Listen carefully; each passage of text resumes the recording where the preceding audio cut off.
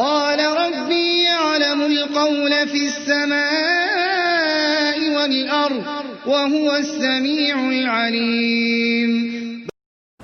یعنی همین به نفاق، یعنی میگوید که نه زرع نفاق که به مرامشت همین شاخه نفاقی که شاخه ها میشه نمیخواد اساسی اگر اصلش فهمه شما میتونه نیست کرد. دو ریشه دارد، دو ریشه دارد. ها نفاق چند دارد؟ دو ریشه دارد. نمیخواد ریشه بقوت دارد. دو ریشه. یکم ریشهش چیه؟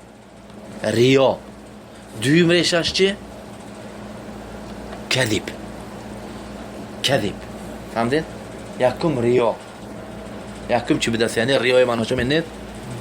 ریاکاری، خود نشونتی. یعنی یک کار میکند برای چی؟ مردم نشون دادن. یعنی این چیز یعنی المعتوم فقط خلاص میشه. الا من عصمه الله عز وجل. ریا. دویمش چیه؟ کذب، دروغ. دروغ. هر دو همین چیز. همین دوتا چیه؟ همین پایدیوال است. همین پایدیوال اصلی چی بده است؟ شرکه که یا همین شرک و نفاق هر دو همین چیز با بالش پایده میشد. یعنی سونه ریشه به چی در کار؟ آب در کار. چی در کار هر دو چیز بگویم؟ آب. اگر آب نباشه خوش میشن.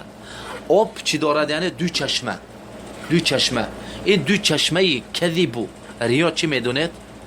ضعف البصیره و دویمش ضعف العزیمه.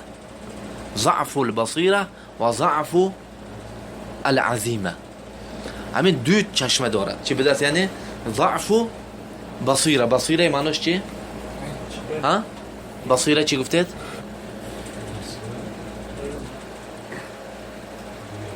اعلى درجه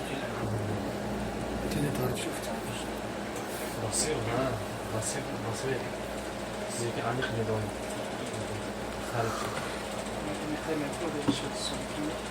هي التي تنحصر البصيرة التي تكون نسبة المعلوم فيها إلى القلب ونسبة المعلوم إلى البصر. خير. يعني چیزی که مثلا تو دین مثل اعبد الله كأنك تراه فإن لم تكن تراه فإنه يراك. یعنی همین خیل بصیره چیزی که تو گویا که عبادت کن گویا که تو دیده استاده. این چی میشد؟ این چی؟ علم. علم. یعنی بی علمی. هم بی علمی ریشه نفاق چی میکند؟ یعنی آب میتیاد. یعنی معناش علم که شد چی میکنه وای تو چیزه؟ یعنی خوش میکنه وای ویروسه. دویمش ضعف العزیمه. العزیمه یعنی عزیمتش نیست. حرکت سعی کوشش نه. یعنی ضعیف یعنی چی؟ خلی خم کرده میشه. خلاص منافق شدم گفتم میشه نه. بی عمل.